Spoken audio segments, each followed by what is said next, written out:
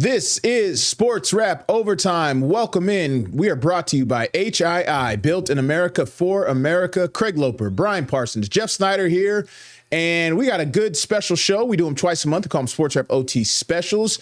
Not like this has ever been done before. A year in review. We're going to do something unique here. What a creative. Exactly. But there's a lot to talk about. A lot happened in 2025. We're going to kind of focus on state high school champions and college basketball recaps and college good local football stories. Yeah. I'm sure we'll talk some national stories. And I'm sure we left something out. Yeah. I'm sure we can't did. get to If everything. we leave your sport out, then it's no offense. It's just an oversight. Yeah, sorry to all the curlers out there. Yeah. 2026 is your year for the Olympics. So. As we stumble towards the end of the year. It's Christmas Eve 2025 at the time of this recording. I saw some funny stuff going online today, just like people checking out at the office. We're here, and we're going to get this our last piece of content, basically, for a little while on this platform. We are not kneeling the clock out. No, I work quite. You work today. I work tomorrow. Yes. And then I'm off. And then you're for the rest of the year. Yes, that's right. I'm not even coming back until next year. That's right. That's right. It's only a week, but still, yeah. Yeah, look back. Here we go. Year in review. Brian put together this list. We kind of put our brains together a little bit, but give Brian credit. He did most of this. So you kind of go back in the archives for this and kind of refresh your brain, and look in our video system and all that type of stuff. I mean, a lot happens over the course of a year, especially. And you almost start questioning, was that this year or the year before? I know. Especially for the early sports.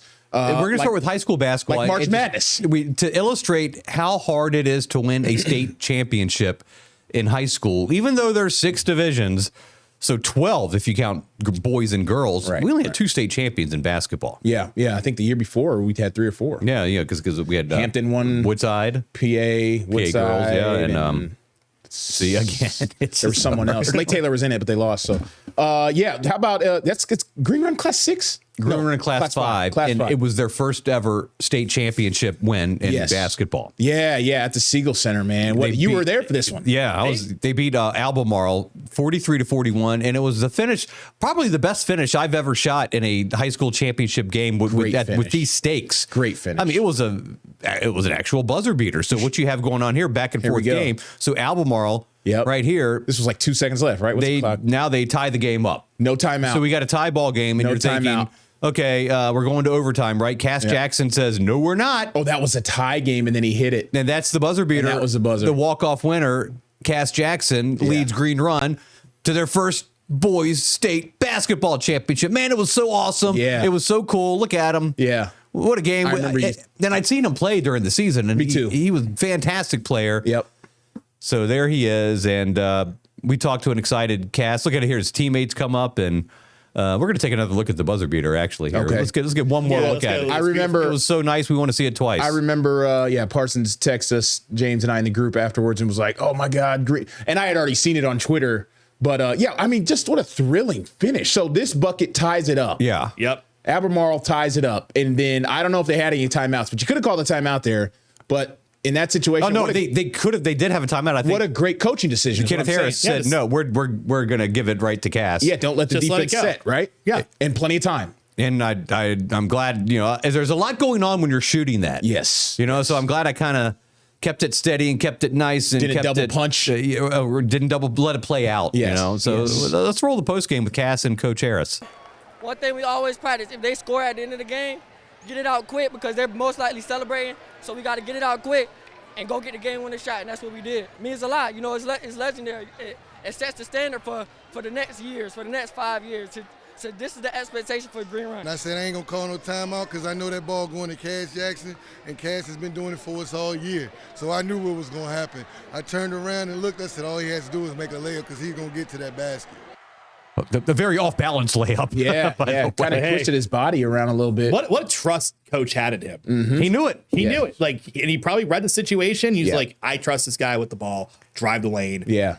Coast to coast, and they're high school kids, and maybe the Albemarle players are like, all right, we're tied. We're probably going to go to overtime, and then you kind of get caught flat-footed, and and then Cass, and that young man is going to remember that for the rest of his life. What a memory.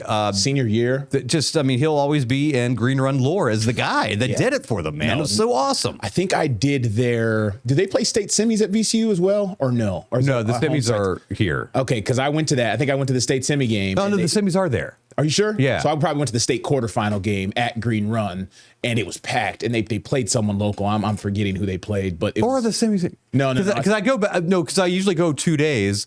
So it must be semis are up there. It must be the finals though for the different divisions because it's oh maybe yeah. I always get confused, but I did a Green Run game in the build up to the championship, and the atmosphere was great. Cass had a good game. It's fun to watch. So great team, man. Green Run, first one in school history. What a year for them. What a year for Green Run in general. They had a great football team. Yeah, they did. Yeah, I know they came up short, but they had just such a wonderful year watching sports. Yeah, when you think about football on top of the basketball team, I mean, that's a combined, that's really cool. The Stallions. Yeah, and very cool. The Class 5 girls, we had a huge upset. Oh, man. Amazing that Princess Anne. No one saw it coming. Won another state championship. I can't believe it. Wow. 11 out of the last 12. Is that what it is? I was going to say, what is the number? I thought I was going to say 12 or 13 or 15 something. overall Okay. for Darnell Dozier. Yeah. They beat up William Fleming. Micah Ojo is just a fantastic player. There she is wearing number 23. Sophomore last year. She this past year is one of the most sought after players in the country. No exaggeration. Isaiah James. Now that's a former PA player I'm thinking of. Yeah. No, it's crazy. Micah's super fun to watch. What a step she took in her game. And yeah, I think last time I'm not really into the recruiting rankings and all that type of stuff, but our James Catato told me she was the 7th ranked player in her class in the country. And she's got the South Carolina offer. I don't know if she has the UConn offer yet, but I think she's got the LSU offer, all the powerhouses. So that will continue to develop. There's Darnell. Yeah. So what'd you say, 11 out of 12? 11 out of 12. 11 out of 12. They get rings, and Darnell flashes his bling whenever he can. It's so funny watching Does he have him for his toes now? It's so funny watching him coach a game because it's just kind of like he's kind of prop back. Yeah. Back. The plan is in motion, and they know what to do. Girls, and it's full court press the entire game. They don't stop. This was a blowout, right? I don't remember the exact score. I'm pretty sure it was a blowout. I'm sure, nobody's close with them. Yeah, ever. No, it's crazy. The dynasty. That was. I remember first getting here and going out on one of my first stories was doing a state title preview, or not state title, a season preview of Princess Anne, and since that point, just the dominance has continued, and a program known nationwide. When it comes to dominant girls high school basketball, and a program that's put players into college and in the WNBA, obviously. So remember the Franklin boys. Shout out to Western Tidewater. The Franklin Broncos were in the Class 1 championship game. Yep. I remember that. You did the story. They didn't get it done, but state runner up. What a state runner up, man. Yeah, that was a big deal for the Broncos. Yes, yeah, and I remember you were pretty cool, hyped up to that story, and it was unique, and it felt like that was an important thing to the community. So good to get out there. I've done time out there in Franklin. Yeah, I know, right? What do we got next here? Staying with March Madness, staying with the basketball theme. The Norfolk State men, Robert Jones and the Spartans, win the MEAC again. They've been in it, always kind of in it towards the end of the year, and this year they were able to get it done and win the MEAC at Scope. Great win for them. Who they beat? South Carolina State, right? That was Robert Jones' 13th season, by the way. This was the crazy finish. If you remember, this game was wild. They were up 11 with like 2 minutes to go, feeling good, and then all of a sudden, South Carolina State started making threes. Like 95% of the Spartans are now gone. They've all entered the portal and transferred out. Yeah, it was their third MEAC championship under Robert Jones. So, looking here, it's looking like Norfolk State's got everything under control. They were in cruise control. And then there's a moment here where there's a foul. I shot this. These are my shots. Foul shot. No, I think this was me. Oh, this was you? Yeah. Oh, okay. I thought it was me. Because Philly Ing. Yep. Right there. So then there's a point where he's going to come up for a free throw. There's some free throws at the end. That's right. The free throw confusion. And he misses the free throw. Okay, so this is South Carolina State. Look, there's 10 seconds left. They're making the comeback. Yes. 10 seconds left. Okay. South Carolina State intentionally fouled when they didn't have to. And correct. And then he missed a free throw. Yes. Wow. And they're down. God, I can't remember the score. That shot would have tied it up. No, they're down 1. They were down 1. They were down 1. Oh my God. 66-65 was the final. That's right. They almost blew it. Yes. They were up 11. I think I was standing behind you. That's why I thought I shot. I think I was at the game. Norfolk State almost blew it, man. Yeah, but look at this, hey man. But they didn't, and they won the MEAC championship again. Yeah, dominated the MEAC as they normally do, and often do. And often do, right? Because Howard has been a thorn in their side at times, and Central, obviously, that was a big rivalry. That when they were. I think it's so cool being at Scope when Norfolk State is in that championship game. It's just like that lower bowl gets pretty packed out. I wish it was more full, though. Yeah, this year was not as good as the Howard year the 2 years prior. The Howard year was crazy. The thing is, though, if you're Coppin State or you're Morgan State and you buy the package for the tournament and your team's not in it, you're going. You're going home. Yeah, you leave so town. There's a lot of people bought a lot of these seats. Yeah. They're just not there to watch it. Right. Yeah. And then the DC Howard's network and alumni will always kind of show up if they're in the semifinal and the final. And Central, obviously, down there in Durham. But Norfolk State, Central, and Howard, those are going to show up. I mean, South Carolina State, I don't know how many times they've been in the MEAC title in recent years, but. So Coach Robert Jones having to replenish the roster. We're not, they beat UTEP the other night, which is pretty good down there at the Don Haskins Classic in the West Texas town of El Paso. Right. But we can't judge NSU until the MEAC play. Nope. Yeah, they play a tough non-con schedule. Arizona, they went to Wyoming, they went to Baylor. Man, they are traveling. Next game is against Louisiana Lafayette. Yeah, I saw that. That's sort of an interesting matchup. That's another long road trip, though. Another long road trip. I don't know what the state. We kind of talk about Sunbelt basketball a little bit. You're saying it, Sunbelt is down. So does Norfolk State have a chance against you? Yeah, I call them ULL. Absolutely. Yeah, they definitely have a chance. Right. Exactly. No question about it because they lost to JMU by 1. Okay. All right.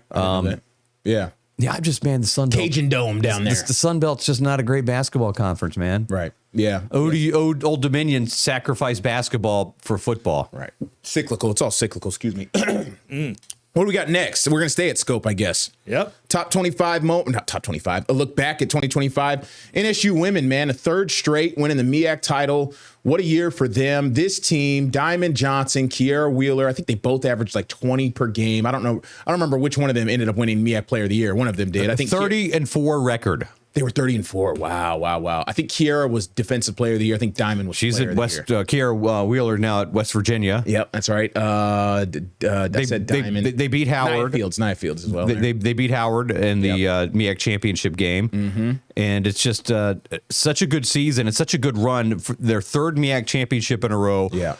They were so dominant at 30-4 that the committee they couldn't put them at 14 or 15 or 16. So they got a 13 seed. They were 13. Is that what it was? Yeah. They lost to Maryland. Yep. College Park.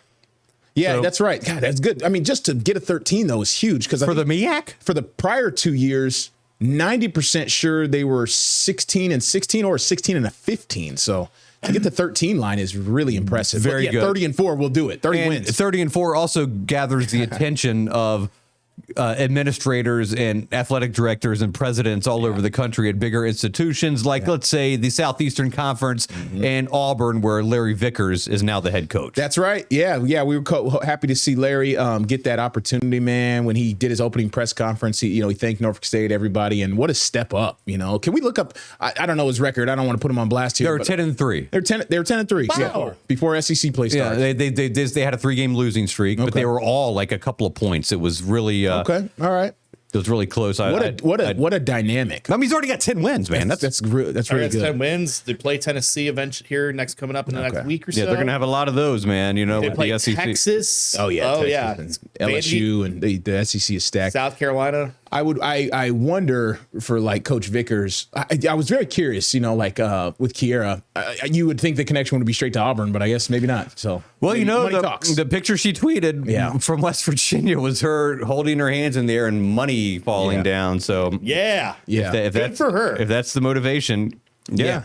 I just don't know I don't know what girls he's playing with at Auburn. I got to look up some of that roster. I wonder if there's any local ties is what I'm kind of getting at. So they lost to Oregon by 5. They lost to Syracuse by 6 and lost to Seton Hall by 6. Got it. So if you want big wins, they beat Rutgers. They beat Cal. Okay. And Rutgers is always a really good women's basketball program. Yeah.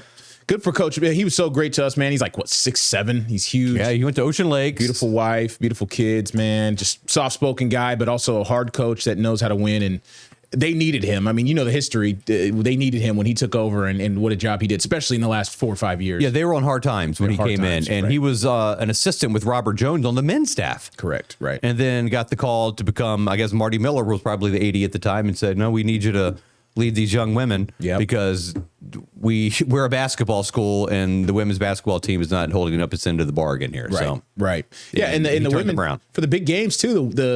They show up at Eccles for the big women's games too, which is awesome. And they used to not. Yes, exactly. So that's what's very interesting. Right. Yeah. And sticking in women's basketball. Jermaine Woods is the new head coach. Came down from Coppin. So and he's went to Granby High School. He's a Norfolk native. So we wish Jermaine Woods well, and he's put together a dog of a schedule for the games that they're playing. Man, it's been Duke tough. And Ole Miss and stuff. So yeah, crazy games. They're getting Ole Miss to come here next year. I think Ole Miss and someone else. Duke is coming here. Trying to get first ever P4 school to come through Eccles. So crazy. This coming up now, perhaps my favorite story of the year. Stay right there in women's basketball. Flip that sheet. Oh, okay. Stuff there. Oh, got it. Okay. I didn't even notice that. Yeah, here we go. The William and Mary women were the 9 seed in the CAA tournament. The William and Mary women have never been to the NCAA tournament. William and Mary basketball in general. William and Mary basketball has not been to the NCAA tournament in general. So they're the 9 seed. They win 4 games in 4 days to win the tournament. And they're coming from behind in these games. They're down 14-0 out of the gates to Campbell in the CAA championship game. Up in D.C., right? And who was Bella Nascimento? Yep. She had 8 straight points in the rally. William Mary, out of nowhere, the lowest seed to win this CAA conference tournament. Here's when they came back after winning the conference championship. Yep. Not a lot of people expected this to happen with Coach Aaron Dickerson Davis. She got a well-deserved contract extension after this. Look at all that support. Yeah. They never would have imagined anything like this. That was crazy, man. As we were kind of this story was developing, and it started getting hot towards the end of the year, or I kind of sputtered, a little bit. But then that CAA tournament, James Casado was all on it. He talked to Aaron Dickerson Davis before the year. I think he went up there and did a story with Bella and stuff like that when she was putting up points. And yeah, I'd gone out there early in the year too and did a story on the Egyptian player, the player from Egypt who had like 25 rebounds in a game. Yeah, so like Brian said, it was a great story. I mean, William & Mary's the second oldest institution in all the United States. How long they've been playing basketball, I'm not sure. 100+ years, whatever. Yeah, probably. And the men or the women had never made the NCAA tournament prior to 2025. And look at that. The women get it done. And what an opportunity it was. They went on to play Texas in the first round. They actually beat High Point in the play-in game. They had a play-in game. Hey, that's what they call it. That's a unit. Yeah, the unit. That's money for the CAA. Yeah, that's a unit. That's a unit game right there. And then they lost to the mighty Longhorns. But it's what a moment for William and Mary. And Brian Earl, you're on the clock, buddy. Oh, yeah. They're good this year. They're good. They're very good. Mary men are really good. Yeah. The women are good too. They're the men could be a problem in the CAA. I really believe they have a chance to do something. They're a very good roster, very interesting team. They play well. They got some scores. They guys that can fill it up. They can shoot it outside too. They run a gun. They press. They press on defense. Yeah. It's wild to watch them play. It's very interesting. Again, just a pretty creative collection of talent that Coach Earl's put together. It's very it's a good team to watch. Yeah. A good style of play. See how they unfold in the CAA, but they should be up there. So what we've seen in the non-con, they should be up there. Yeah, it wasn't a great season for Old Dominion. The women were okay. The men, still trying to break in under Coach Mike Jones. Yeah. They did go on a little run in the Sun Belt basketball tournament quarter where they won 3. They had to play 4 games in 4 days. They won 3 games. To win it all, they would need to win up 6 in like 6 days or 6 or 7, something like that. Yeah, it's not set up for the. For the mid-tier guys, they're trying to position those the top double buys, man. The top team to get double buy. I hate the double buy. The double buy is crazy. Down there in Pensacola, right? Just some of these schools, though, man. That if you look at Old Dominion's basketball history and some of the teams they played against, the VCU and the George Masons and the Richmonds and and even the UNC Wilmingtons and the Charlestons and Drexels and like that. It's just those are kind of basketball schools, and Coastal Carolina's not a basketball school. Georgia Southern's not a basketball school. That's bad. Some of these schools, they're football schools. Yeah. Bottom line. Yeah. Hi, Marshall, JMU. Yeah. You know, Yeah, they got it was. I mean, year one for Mike Jones. He said, I mean, when I was there at the games, their offensive struggles really came through, just like even through the camera. Like I mean, they were all around. They had a struggle, right? Because on defense, they couldn't stop anyone either. But sometimes on offense, it would get ugly some nights. So you would think with the portal, we'd be able to turn it around a little quicker. But we'll see. Hey, he's only in his second year. They haven't even started conference play yet. Not yet. Nope. So let's take a break as we switch to seasons. Okay, yeah, let's take a break. We'll be right back on Sportswrap Overtime, brought to you by... We're going to talk about the high school spring sports coming up in baseball, soccer, softball, and things like that. Stick around.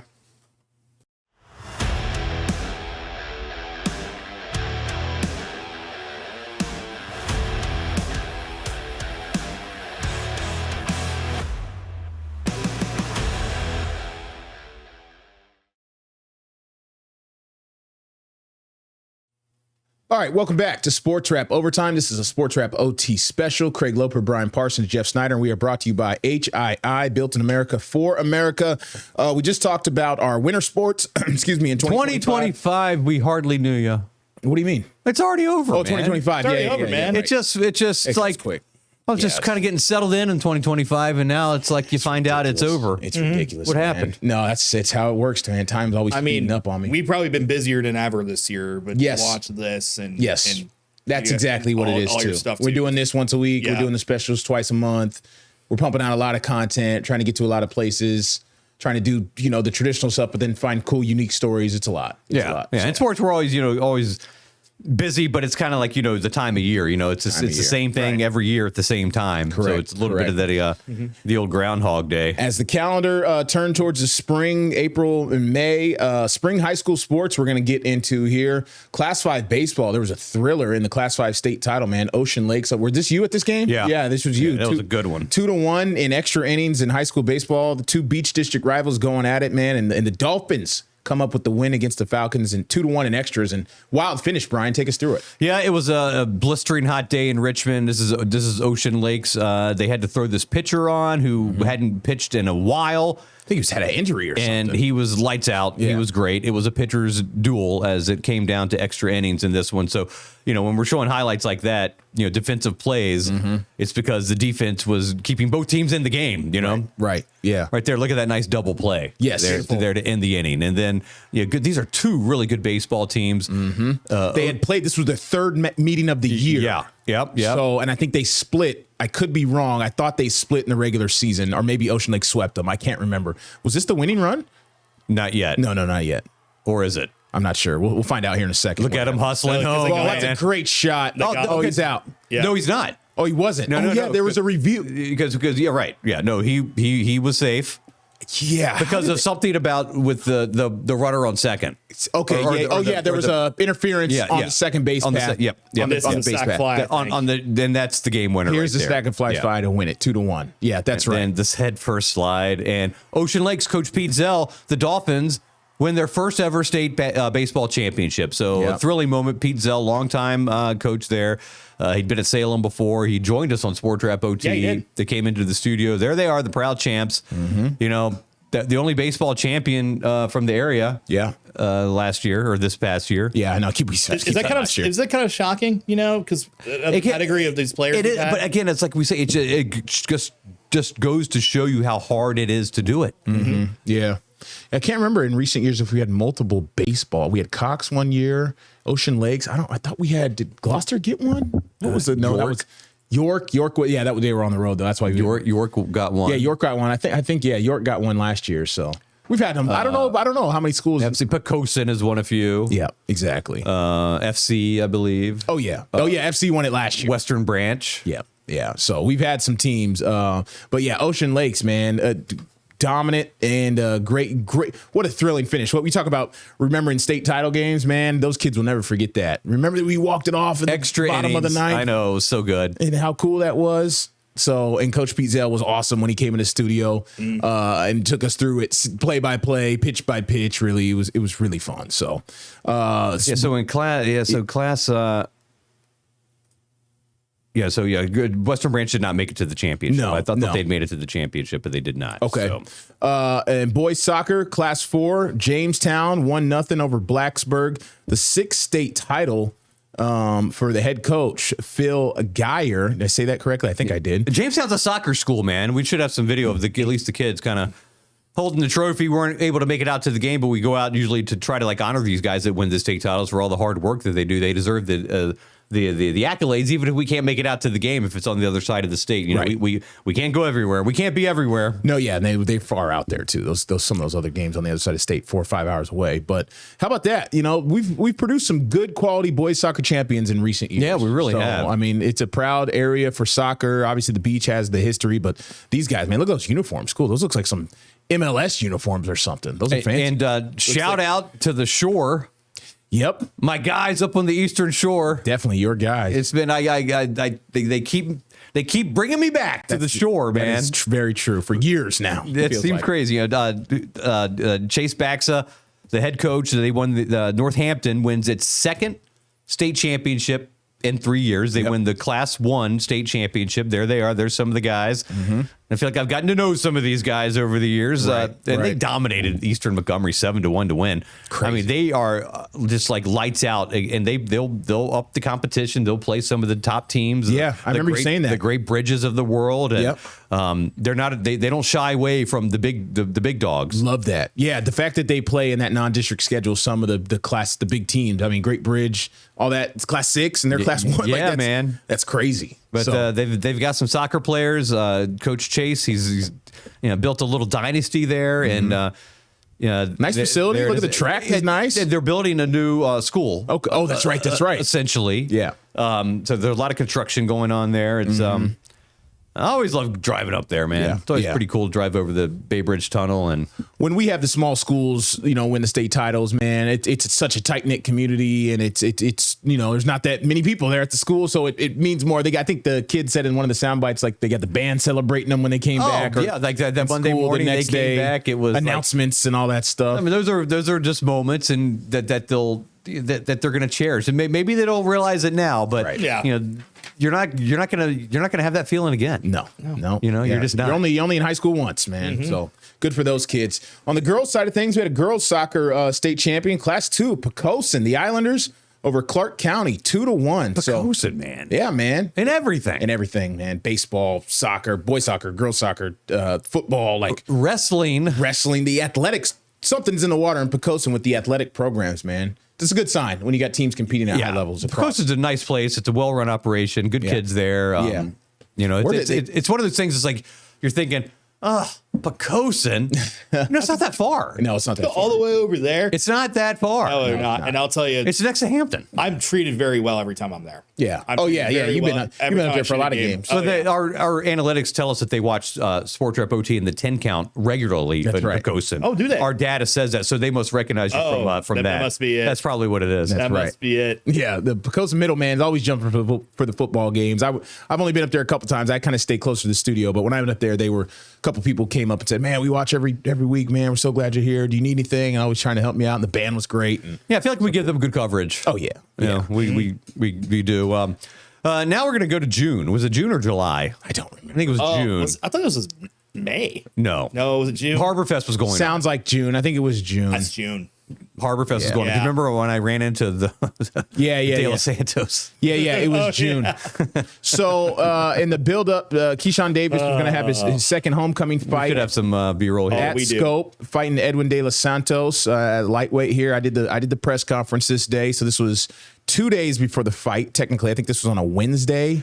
So it was a setup. It was going to be Keyshawn Davis against Edwin De Los Santos. Edwin De Los Santos, and Fighting at 135. there's De Los Santos. Yeah, 135 is a lightweight cap. But That's what they unfortunately, capped it Keyshawn came in at what? 139. 139. 139.3. Pounds. Yeah, he's 4.3. That's a lot, right? Yeah, I was there for this, and I said it in a live shot that week. I said, because I heard it, they announced it, but it was like confusion, because you're like, wait a minute, what does he weigh? And you're like, when he said it, it almost didn't register. I was like, what the? But then somewhere you're like, oh, that don't sound right. And then as I'm getting these shots, when he turned around and kind of looked concerned and started talking to people around him, I was like, wait a minute. And then it registers like, oh, he came in overweight. And that's when it was like kind of a little energy picked up in the building and people started looking around like, wait a minute, what's Was going it? on? And what didn't he think that he could have paid De Los Santos to take the fight anyway? Correct. So Evan Korn, shout out to Evan Korn at Top Rank. He came over to us local media and started kind of explaining what happens from this point, right? And this was the next day, or no, this was before. Oh, that was before the weigh-in? Yeah. Yeah, it was before the weigh-in. That's right. Okay. And Evan Korn came up and explained to you, and we said, well, what is the fight still going to happen? He goes, now they have to make a deal, basically. Yeah. And I said, what does that entail? And he's like, well, Keyshawn can give De Los Santos a little more of the purse, so to speak, signing basically a new contract, an amended contract. And we left that day thinking the fight was going to happen. There was no really like, oh, it's over. There was none of that. It was very like, Evan seemed confident they could make it happen, even though he never said it will happen. He just said, now they got to make a deal. So we're like, okay, well, they're going to make a deal. Like, what's the big deal? And then word came out, I think that night later, or no, the next night. Yeah, it was the next night. I remember I was at Harbor Fest. Yeah, it was the next night. Yeah. And it got canceled. I think I was here. Going to see a band, and then I'm walking down Main Street next to the Marriott, and I see De Los Santos. Him and his team hanging out, just posted up on the wall. And I asked him, I was like, are you upset about the fight? Language barrier. Canceled. He didn't know what I was saying. A little bit of a language barrier there. I was like, all right, thank you. And so they announced the cancellation, and everything that we heard was De Los Santos camp at the end of the day just wasn't comfortable with Keyshawn coming in 4 pounds overweight, because that's a lot. De Los Santos had to kill himself to get to 135. The idea is Keyshawn didn't have to work as hard to get down, so he comes in with more power, more energy, less deprived. So they didn't want to put, according to the stuff that I read, their fighter at risk, which, that's so. But the boxing event did go on. It did go on. Fans were offered refunds. It wasn't as full of a house as it could have been. Not even close. The other day, Keon Davis fought, and then Kelvin Davis co-feature lost to Naheem Albright. Correct. And then there was a little altercation in the locker room after that, and that kind of tarnished things for the night. And it was what should have been a big night. Kind of was deflating for a lot of people in Hampton Roads. But so hopefully Keyshawn gets back in the ring and gets out of the fight at Scope. I had so much fun covering that, though. It was good. I had a great time. I mean, oh yeah, you were there that night. I was there because I was ringside for some reason. You guys were. That was weird, man. Peasants. I put you on the credential list, and Jeff Snyder had the ringside seat. Yeah, we're gonna have to take a break here. All right, let's come back on Sports Wrap Overtime. When we come back, we're going to talk about the high school football and the college football and the fall sports season.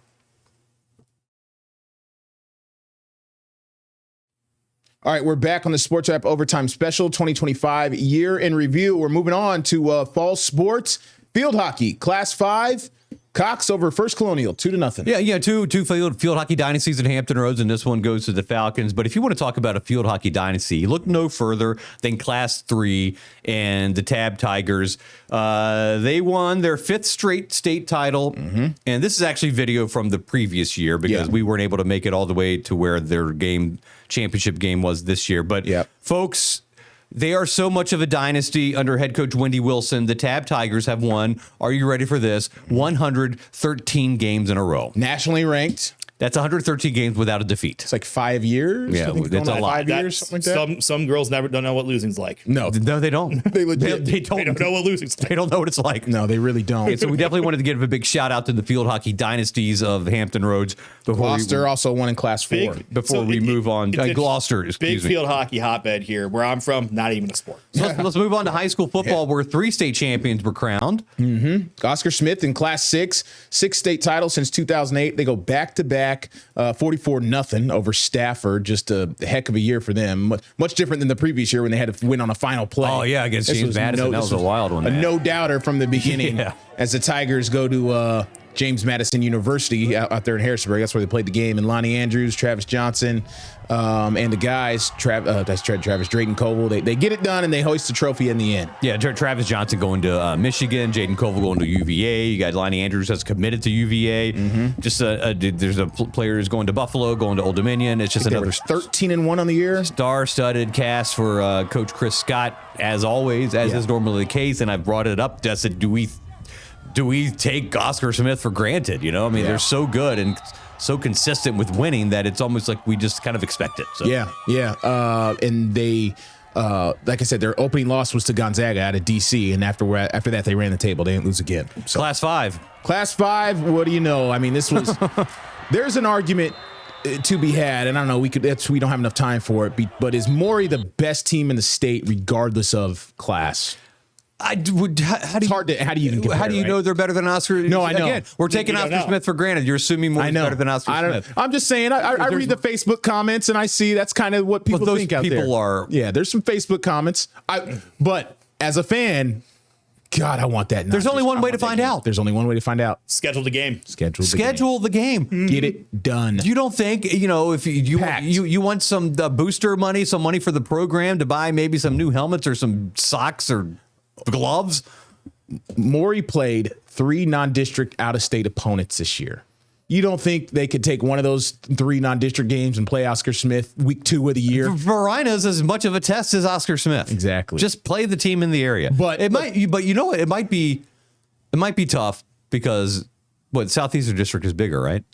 They have more teams. Yeah, probably. So there's less opportunities to schedule. Yeah, I'm sure there's some scheduling stuff. But they could get it. I mean, Phoebus played Oscar Smith a few years ago, non-district but anyway, start the year. Maury wins their 3rd straight state championship, 4th overall under Dree McCain. 26-7 over Highland Springs. Damu Everett, what a season he had. Accounted for sophomore. Accounted for more than 4,000 yards. He threw for 3,500, 46 passing touchdowns. Nuts. In high school for this sophomore. Crazy. And some of the guys that, you got Isaiah Simmons, who's going to Pitt. Yeah. The bro had 27 sacks. That's crazy. 27 sacks? I think he got hurt at the end of the year, right? He had an injury at the end of the year. This guy's Miles Garrett or something? Tayshawn Branch, Junior running Javon back. Wiggins, Elijah Moss. Yeah. Loaded up. Loaded with talent. This was the opening kickoff of the game. By the way, Maury did this a lot at mini games. We had the joke. You had the joke. You have to get to Maury for the opening kickoff. You got to be there. They will take it back. If you're not there, they will take it back on you. Absolutely. So, what a great run in Class 5. Let's see if they can four-peat and I think tie the VHSL record. I think 4 in a row for any class. Yeah, I don't think has anybody won 5? Anybody's done 5. Maybe what's that? Riverhead. Riverhead, right? I can't remember. What did James call it? Horsehead. Horsehead. Anyway, Class 3. Oh my goodness, Lake Taylor. What a resurgent year for the Titans. Hank Sawyer and company. This is video from the state semifinal game. We don't have the championship rights footage. Right. They won on a walk-off in the state semi. They won the state championship on a walk-off in double overtime. Keon Johnson was just a beast. This was him running for them all year. Just a bulldozer, this kid. Really was. And the game winner is just in the state semifinal is just one for the ages. Yes. Was it Delman Williams? The quarterback to Gerald Clark. Gerald Clark, yeah. And that's coming up. So I think Gerald was even, I don't know if he knew it was over right away. I think there was like a moment where he's like, I didn't even know it was over. And then he realized it was over or something. So it's 48-42. So I'm assuming it was a tie game at that point. No, 48-42 was the score of the state title game. Oh, I'm sorry. Yeah. I watched the state title game live that night. This is, like I said, video from the state semi, but the state title game over Kettle Run was nuts. I watched it live, basically the whole second half. It was like 28-28 at halftime, and then it was a just explosive game. So here it comes when Lake Taylor, you think they're possibly down and out. Yes, in the state semifinal game. Yeah, and here they are. They're giving up the touchdown. Yeah, I don't remember the exact score of the state semifinal game. Jeff, you want to type in Lake Taylor football schedule? Sure. The final score of that.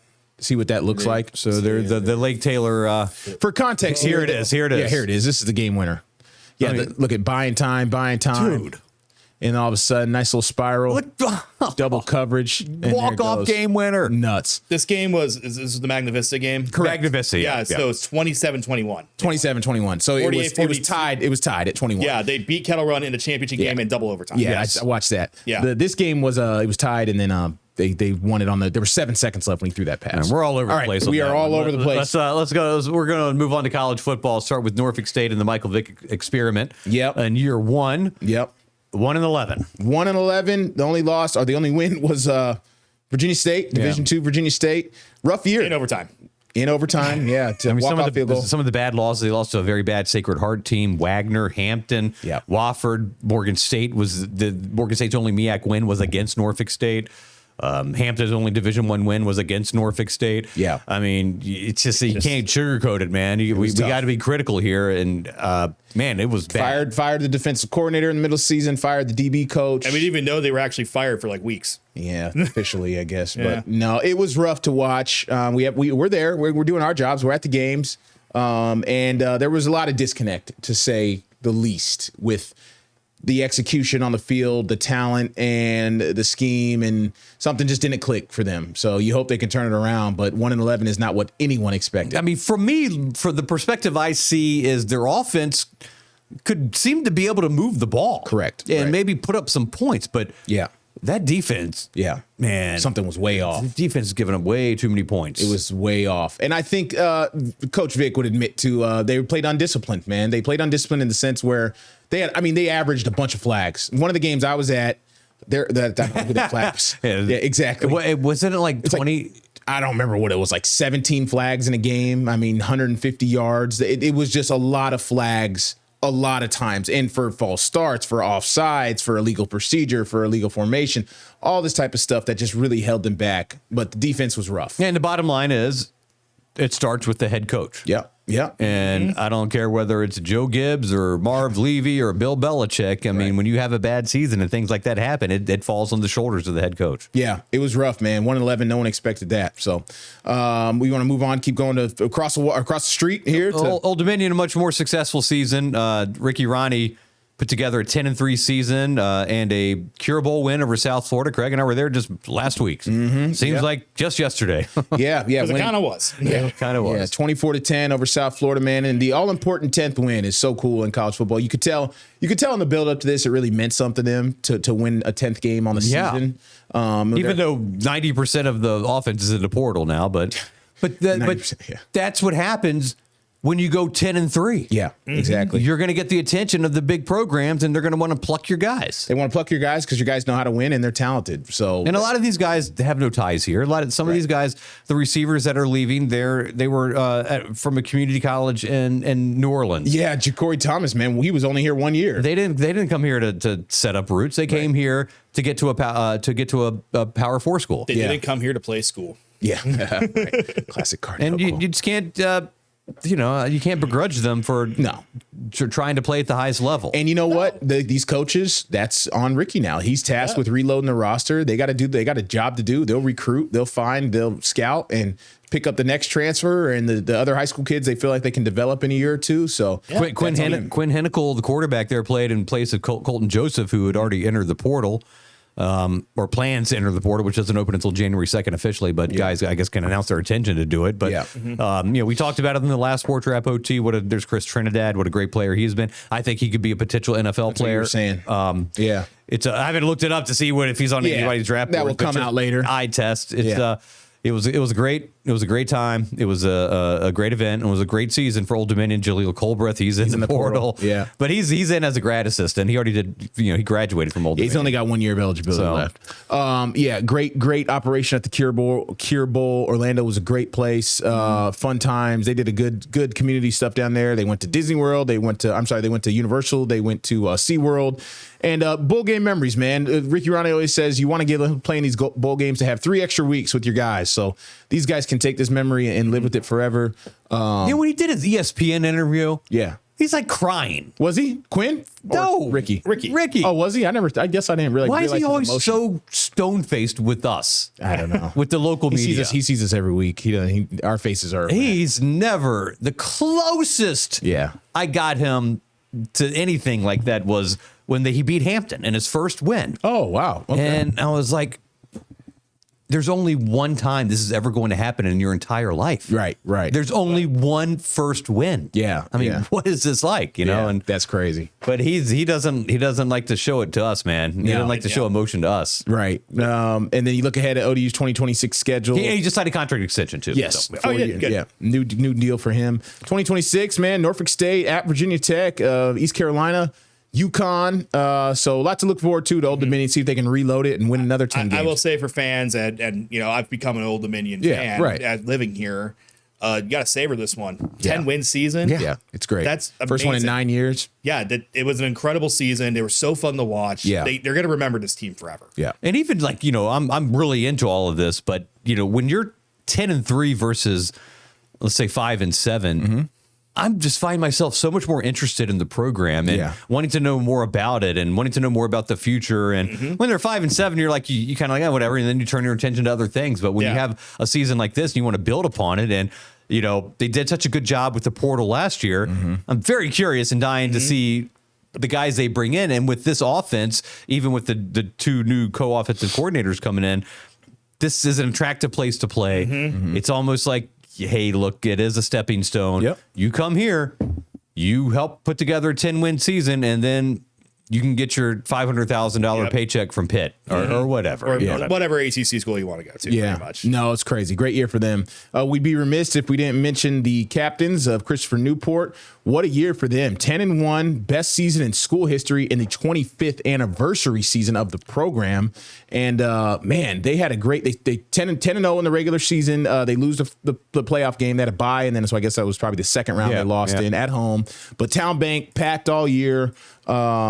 Great year for them. Well, it was an awesome year. It was a fantastic year. Coach Paul Crowley's got him definitely trending in the right direction, and I mean, I expect the same thing. Yeah, But I'm very disappointed in Coach Crowley because he went against his philosophy of only recruiting in state. Oh yeah. He's got that kicker, Texas or something like that. One player is out of state, Virginia. He was great on the podcast. Isn't that wild? Yeah, that was nuts. Yeah, it was absolutely every player. It was a great interview on within the the confines of the Commonwealth. He's got a lot going on, man. He's got a wife and a couple kids that are young and coaching the team up. I learned a lot about D3 football. Yeah, we learned a lot, and he seems like he wants to be there. Yeah, he really does. He's not using this as a stepping stone. I think he totally could. Yeah, I think he could easily coach a Division I team for sure, or be on the staff of a Division I team. Yeah, exactly. If Old Dominion called him, he'd probably be like, okay, but like.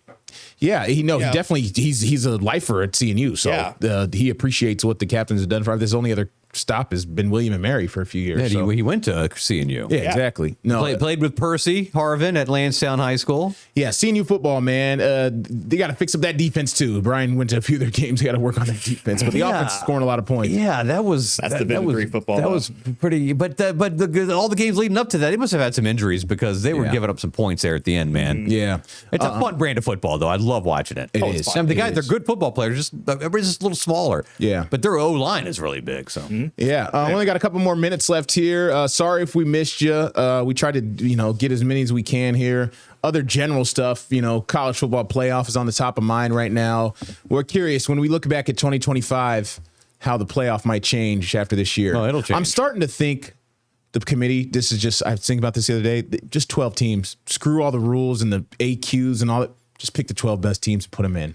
24 teams, every conference champion gets in. This is college sports, college athletics. This isn't the NFL. I know. Yeah, then there's backdoor deals with Notre Dame. Oh, I hate that. If they're in the top 12, they're automatically. There's 130 teams eligible for this prize. Yeah, I think 2025 could be a turning point. Is my main point when it comes to that. I don't think it's going to be expanded yet, but I think they're going to definitely talk. Looking back at the college basketball season of 2025, how much was the narrative about old players, the transfer portal, Auburn's guys were all older than the Thunder. Remember that? Yeah. Well, now you see these guys who have been drafted to the NBA. I just saw that one today. Did you see this? Did you see this? Yeah. You saw it? Yeah.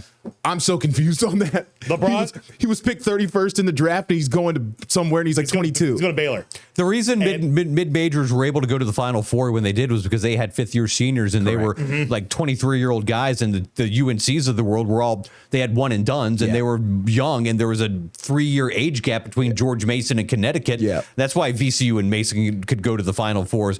Those days are gone, brother. Yeah, LeBron James is actually going to end his career at Ohio State. There you go. Exactly.